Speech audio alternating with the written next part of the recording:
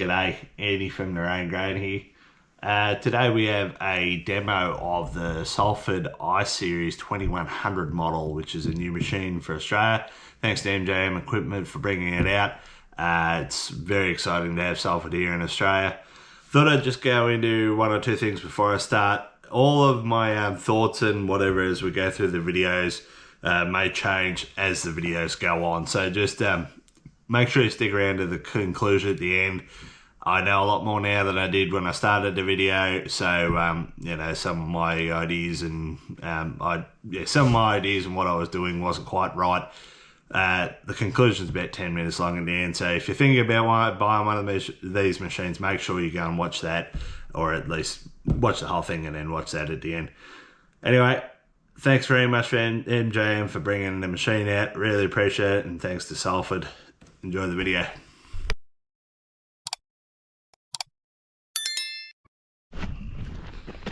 We're going for another week of YouTube out here on getting an early start on the week this week on Sunday. Just gonna set up a demo for an MJM crew over in Yarrawonga of a Salford 2100. Gonna have a bit of a go in some lasered country before we go into the final grade pass of it. It's just a little bit rough. We're gonna set it up. First things first, I'm gonna get 340 off the land plane. Chloe's along for the ride again, and we'll see what we can capture along the way. We'll get rid of this land plane and we'll be into it.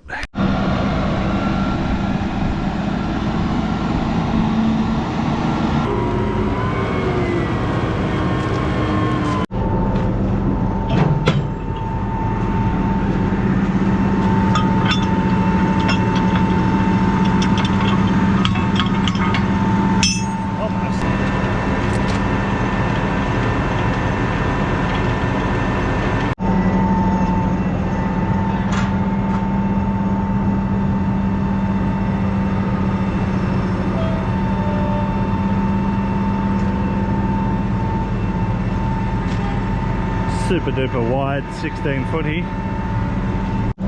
I'm looking at this one in here. God, they're touching each other, that can't be right. Turns out they're all on swivels, they just go swing from side to side. Righto, I think we've got the basic operation down. We'll go and stick him in the ground, see what it does. Could be a little bit too wet where we're going to go, but we'll soon find out. I'll get it sorted when we get down there. Other than that, everything else looks pretty straightforward. You can lift the tines up and down if you want them. And yeah, wavy wheels should do most of the work. Beautiful.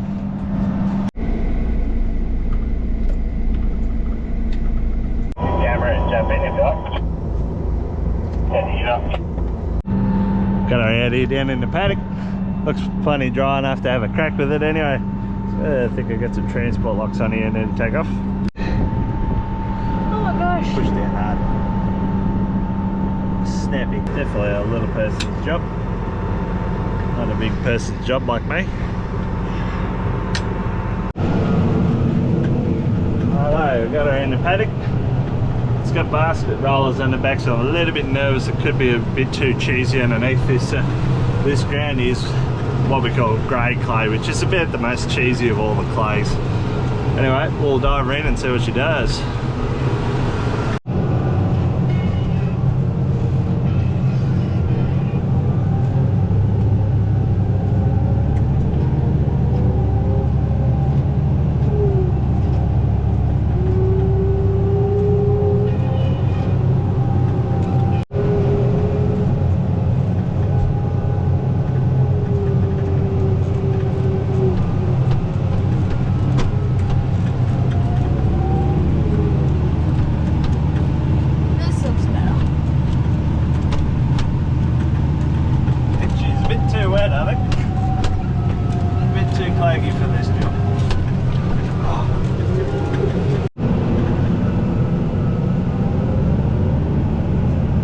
Points out, see if that makes much of a difference.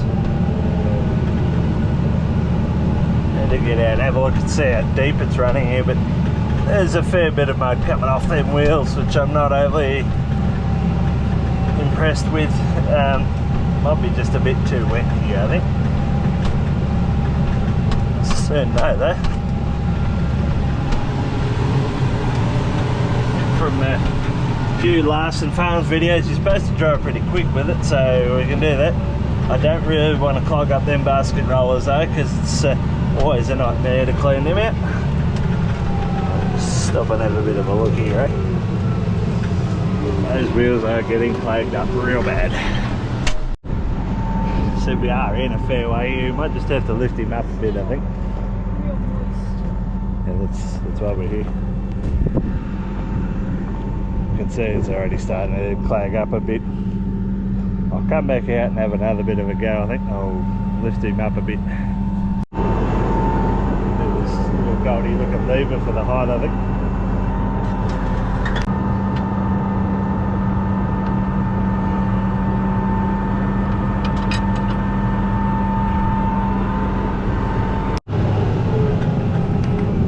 A bit shallower there now.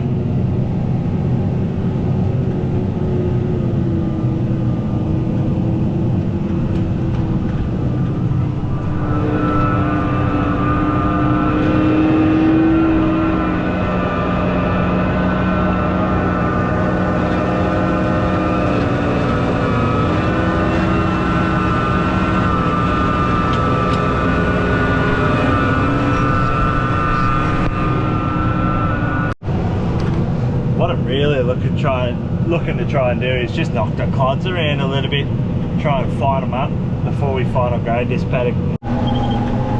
We're going to have to abandon ship here. It's just a bit too cleggy. It looks like the cage holders are still relatively mud free, so that's good. Yeah, I get a bit of a chunk there. It's just a bit too wet. I'll knock that out. I have to come back in a couple of days. The wheels are giving me more problem than anything. They were building up fairly well and sort of slapping everything around a bit in here. They don't look too bad there at the moment, but when they were going along they had a fair couple of inches of mud on them. 2 or 3 days I reckon we'll come back, hit it again, if we don't hit it with something else in the meantime. But yeah, not quite ready for this machine. Anyway, we'll give it a go. I'll knock out my Yoni here and we'll be on our way. Got most of that out. We're here on Sunday and it's a little bit too wet. We're here on Wednesday and it's pretty good to go. I'm still picking up that mud on the wheels, which is, and it's making a mess, but I don't think it's doing any damage. But she's just doing a nice job in the paddock. Holy hell, it is just perfect. It's exactly what we were trying to achieve, chopping up those lumps and yeah, taking the ridges away. Bucket will come back in a couple of days and final grade this, and this paddock will be done. It's doing a really nice job.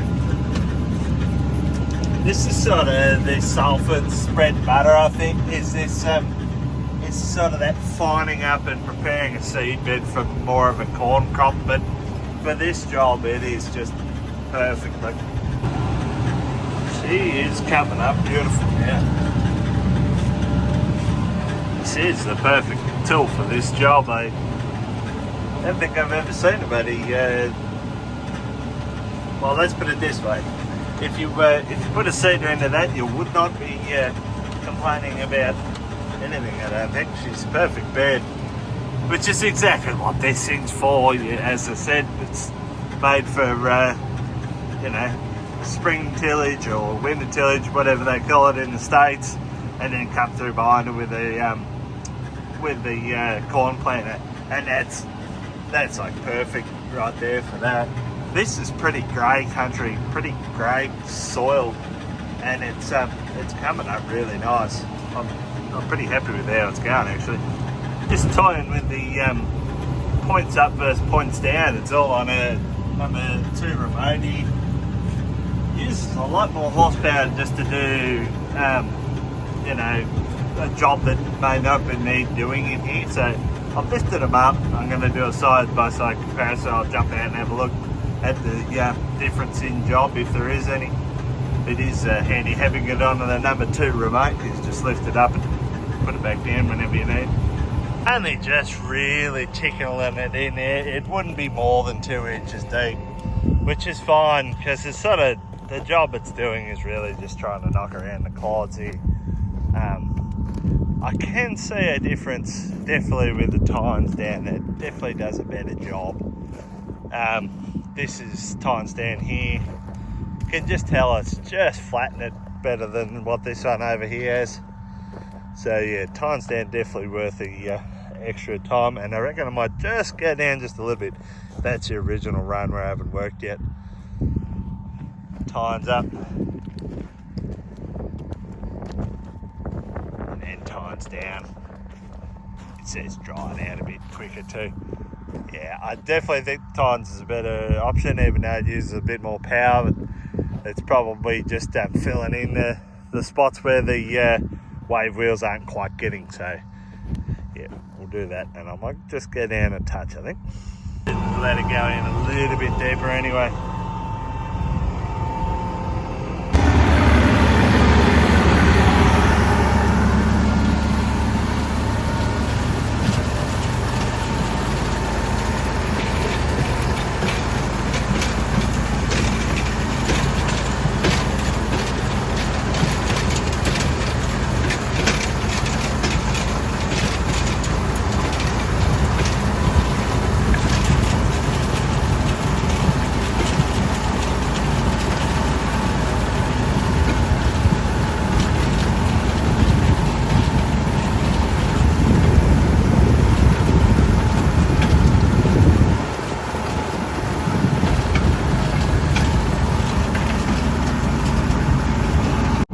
I think at the end of the day, everyone's trying to get, you know, as much depth as you can, or let's see how much depth we can get. So as a demo, that's what I'm trying to do here.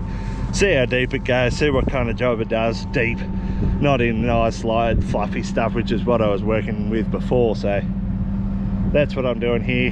I'm going to dive it in until basically the Magnum can't pull it anymore, which shouldn't take very much because it's already it's pretty hectic at 15 k's. It's using a fair bit of power.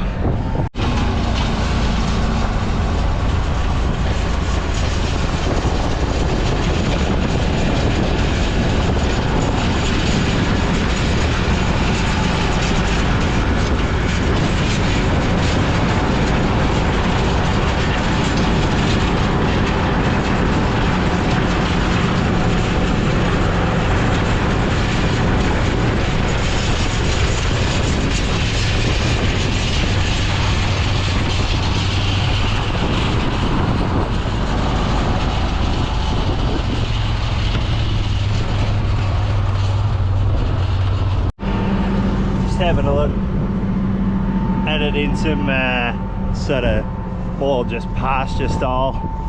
This is a bit of a test block we've got out near our sheds. Sort of just looking to see how deep we can get with it.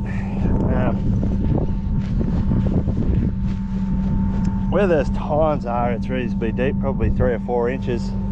Where they aren't, not quite as good, but it's still doing something.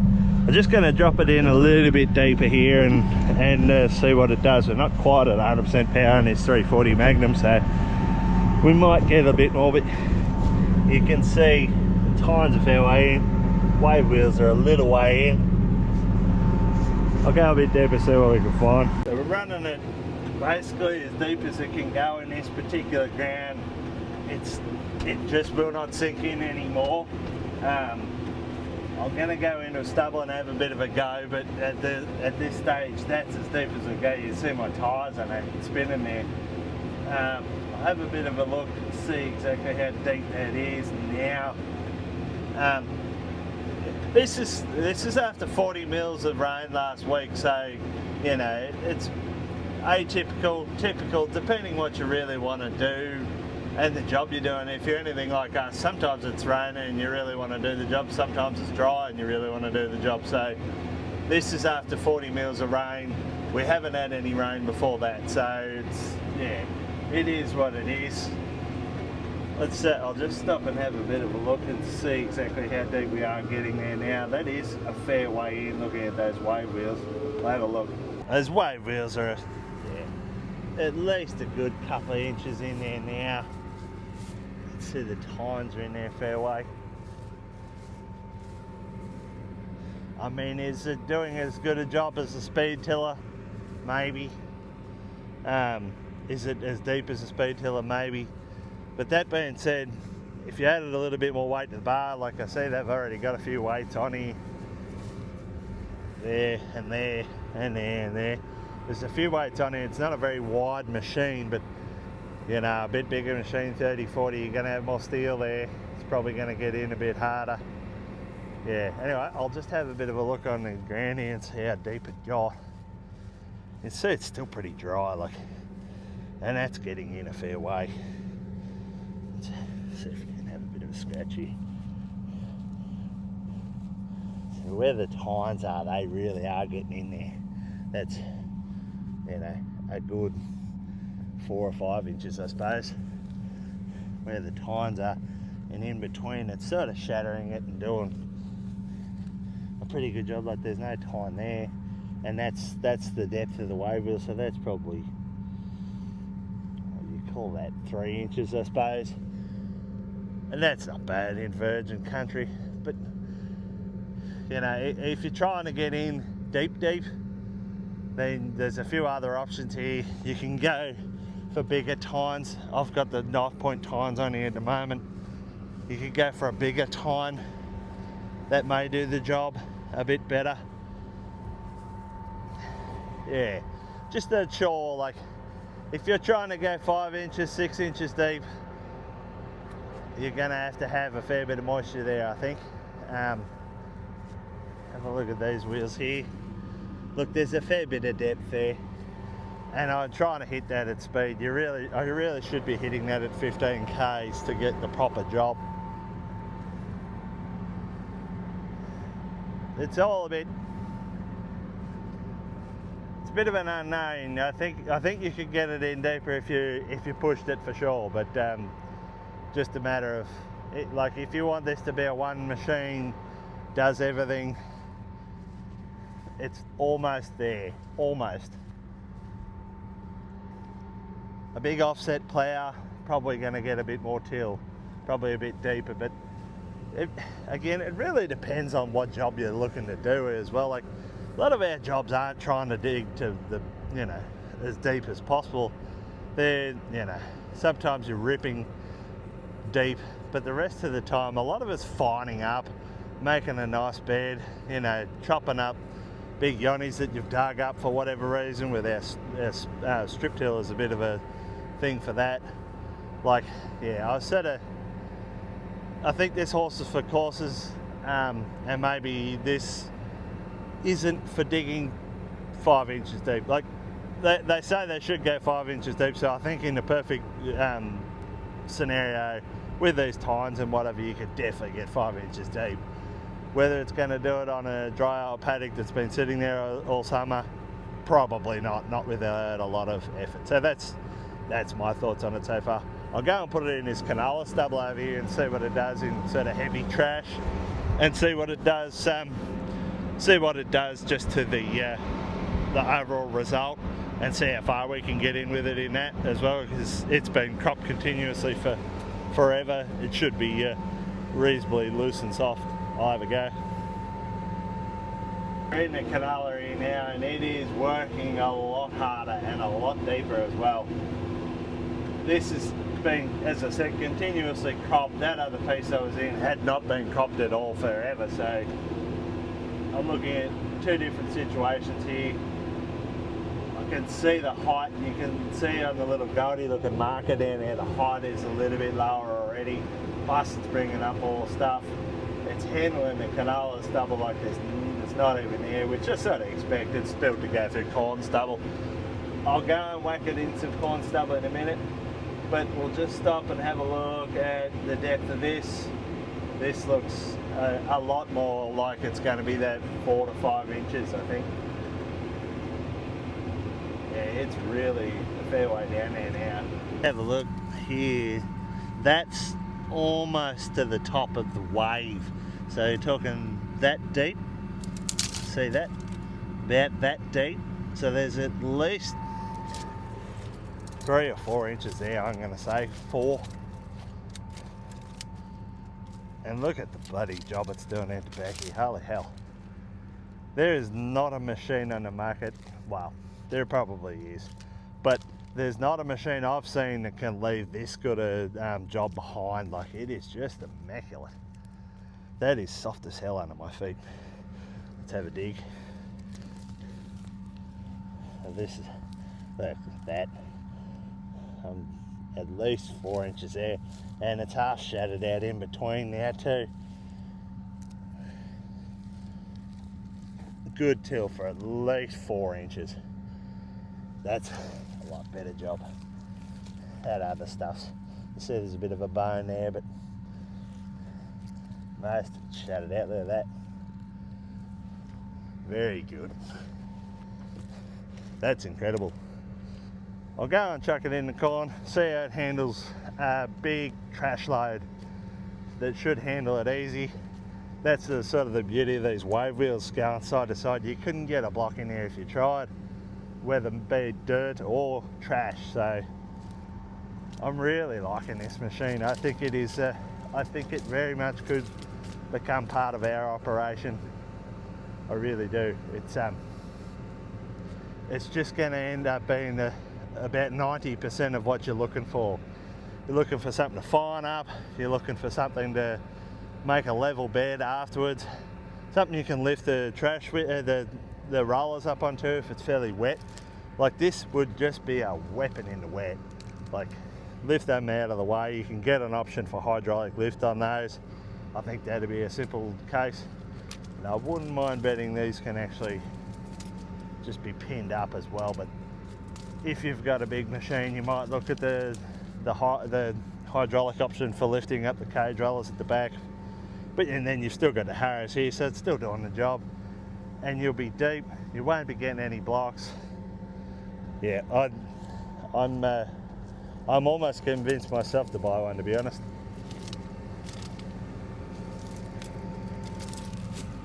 Time's still in there a fair way. We've got a little bit more way to go down on that Goldie chain, but it's a fair way down. Yeah. So options are the tines, the shanks, they are definitely an option. And I've got the, as I said, I've got the knife points on here. I've got some bigger ones in the back of my ute, so that's possible too. And then, yeah, the liftable cage rollers, I think that's a great idea. Let's go and put it in the corn. Did in some wheat stubble on the way down to the corn.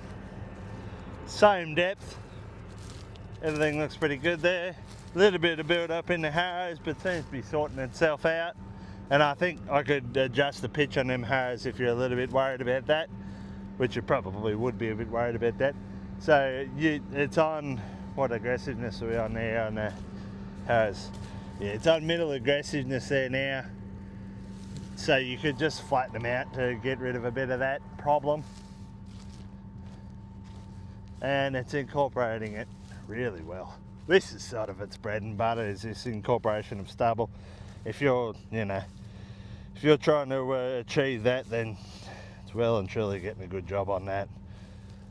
You could, it's leaving a few lumps there from them harrows, I think, but yeah, no issues with that, I don't think. Be interesting to see what it does in this corn with them harrows. I might have to back them off a little bit to get the job.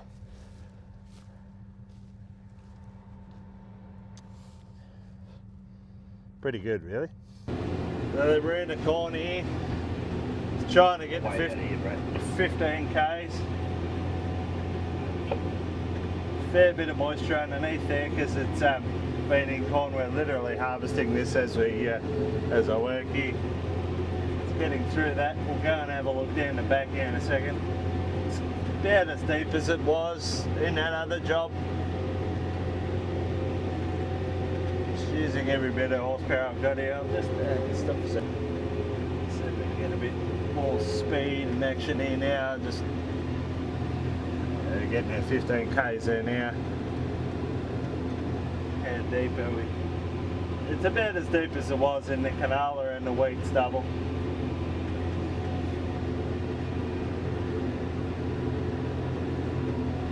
Seems to be handling the trash fine. Not incorporating it as much as I thought it would. I'll go and have a look down the back and see if that's actually the case.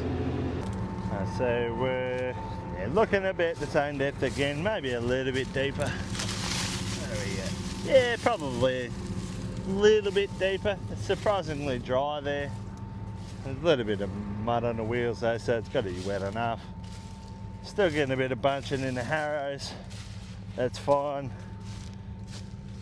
Not as much incorporation as I thought there'd be of that corn stubble, but again, this, you see the stalks are green. Fair bit of that fluff's chopped up.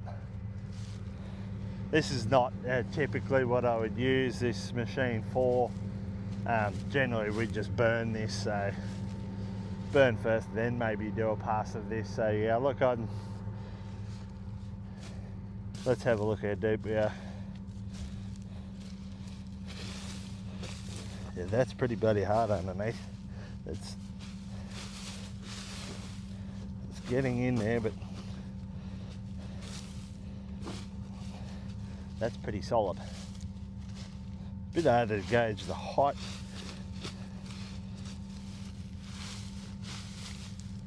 Have another go, I think. A little bit wetter out here now. Those wheels are stopping a little bit there because they're not even underground.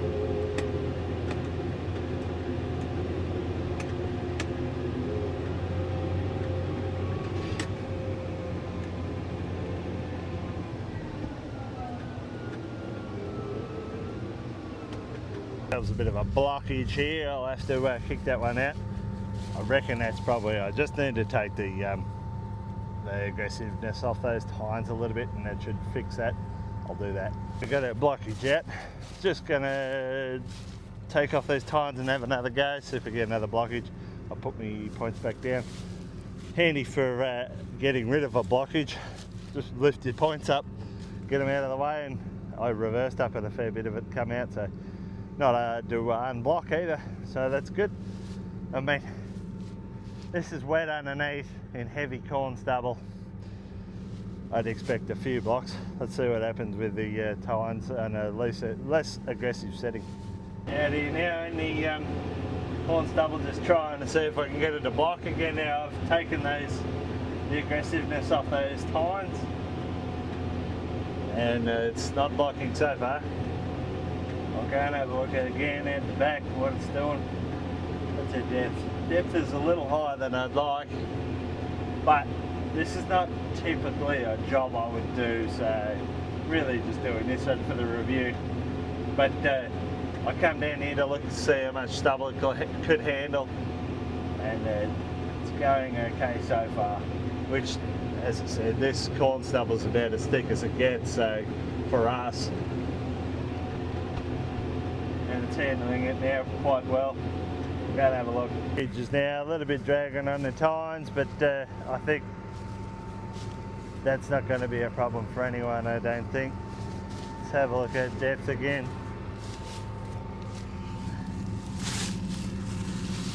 Move it off the waybill. It's only in there a couple of inches. What do we got here? You can sort of see height off the top of it, probably 3 inches. 2-3 inches, the 3 inches I would say. So, look, yeah, that's pretty hard stuff to get through. Let's have a look at the back. See the cage rollers are still clean. This is tacky as hell. Getting some good depth there now on that one. What's it like between the row here? Instead of a hard knob there, another row.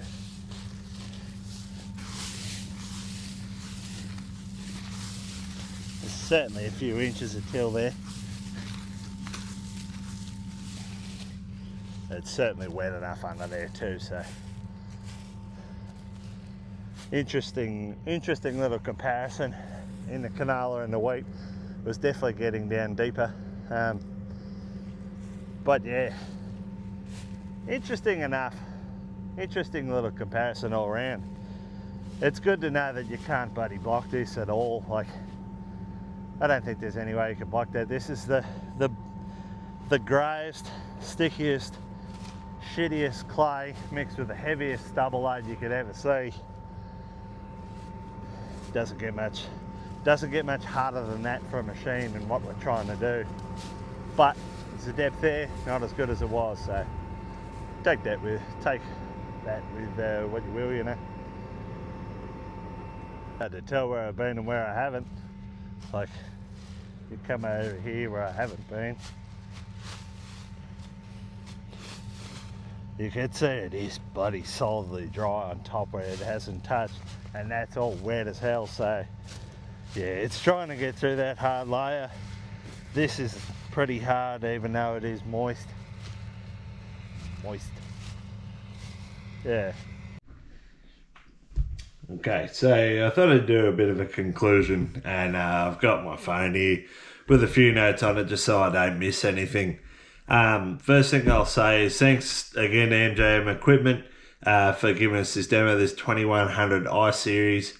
It's been very good. It has been a very good thing to test, particularly with our situation. I didn't have any clue what I was getting myself into when we started all this, so to be honest with you, when I started, I didn't plan on doing a review, but I've made some conclusions here, and I thought I'll start with the pros, then I'll go to a couple of the cons, and a bit of an overview.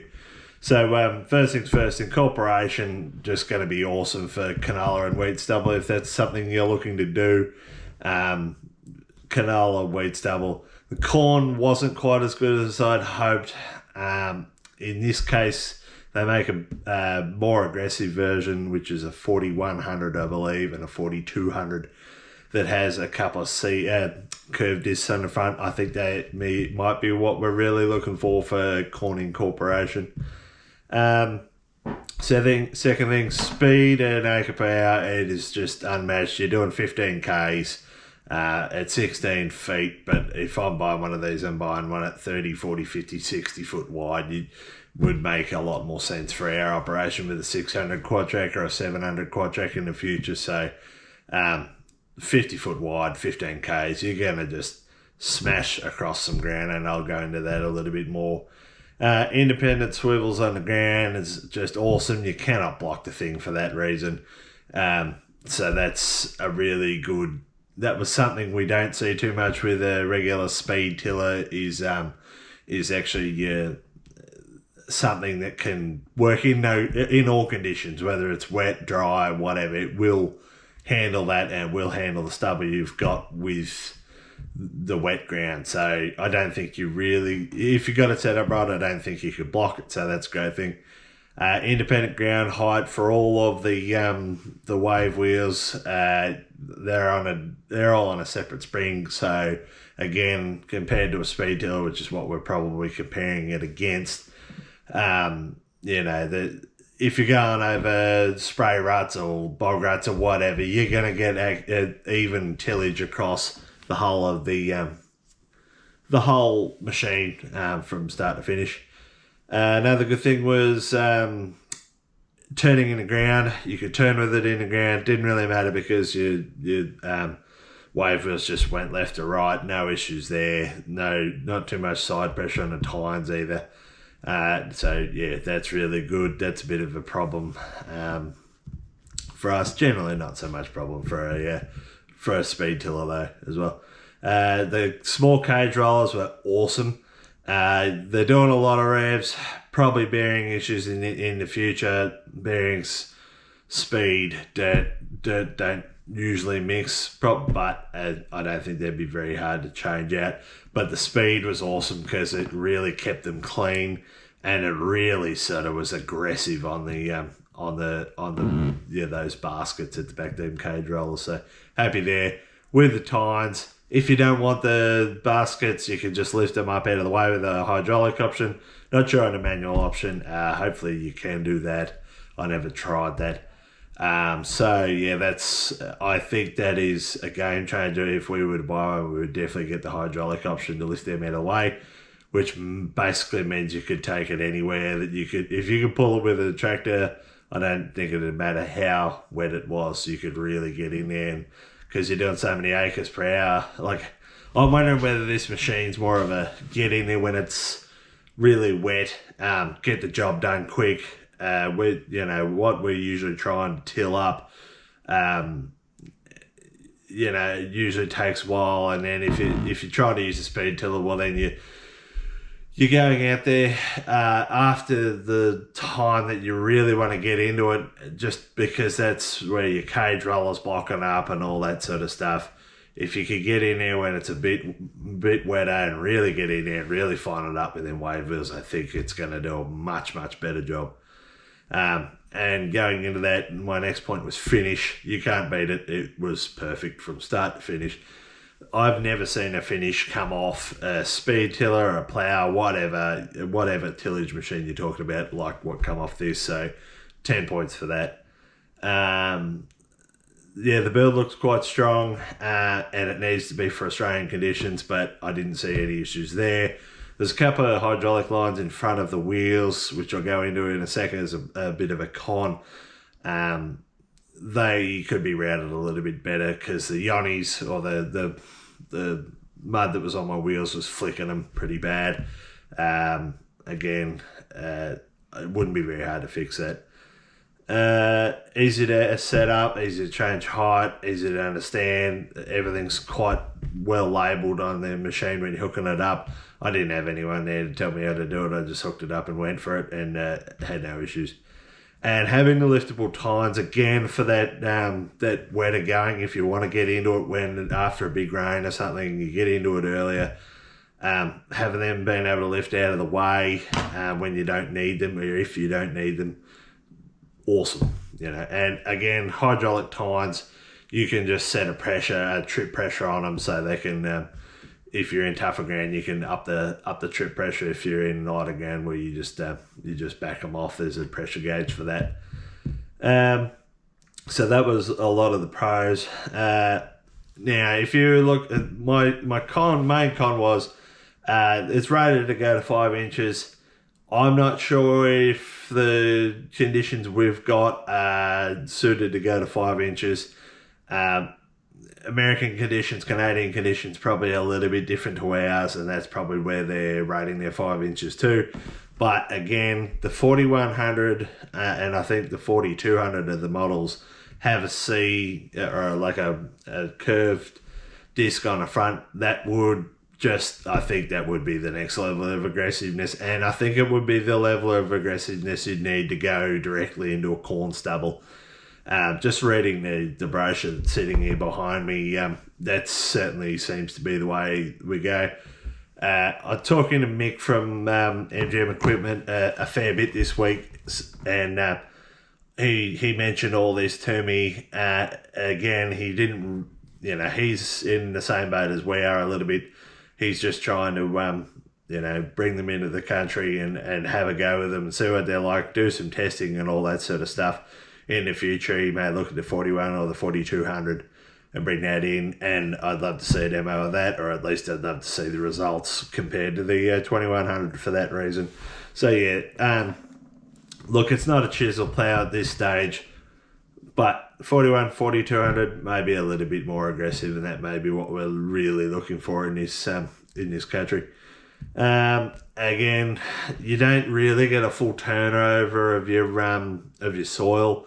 I think again the 4100 is probably going to be better for that because of the colours on the front, and that may just be the difference. So the last thing on my list here, I've got mud scrapers needed for the tyres. Definitely, yep, they do need mud scrapers for the tyres. I was getting built up that thick on the tyres. Not an issue, you could just let it in deeper, but it was sort of flicking off and going all over the machine and knocking those hydraulic lines about, which I wasn't overly happy about. I think in the first day, if I could have lifted the cage rollers up and really gotten into it, I probably would have kept going, because there was nothing going to stop the wave wheels. It was just the baskets were building up a little bit, and there was just a lot of build up on those wheels. So I think that would really round that particular machine off. Do I think this machine has a capacity in Australia? 100%. Yep, it's probably what we've been looking for going forward. I think the speed tiller is probably, as I said, a direct comparison to what we're trying to do here. And I think it will give the speed tiller a run for its money. There's a fair few tillage options coming out, particularly from the States into Australia at the moment. So, I think this Salford's certainly going to find a place for sure. I think, going back into it and looking at it for our particular setup of what we have on this farm, a lot of the time you go, I can't sort of, it's going to struggle to get 4 to 5 inches deep. A lot of the time I don't really want to go 4 or 5 inches deep. I just want to go 3 inches or 2 inches and smash up the top, or incorporate a bit of stuff, or spread a bit of trash out or something like. And I think, if you're coming off a big rain event and you really want to get into it with that the hydraulic option on the baskets and being able to lift those tines out of the way, you're going to have no issue covering some ground real quick after a rain, which is, I think that we need to probably, I need to stop. Like, everyone wants to do stuff in the dry, but I just wonder whether this is a machine that would be much, much better in the wet. And again, probably what the Canadians and the Americans are a little bit more used to. So, that's my thoughts. Big thanks to MJM Equipment for letting us have the demo. They're trying to figure out this machine as well, just as much as I would have. They were making their own adjustments on their own ground.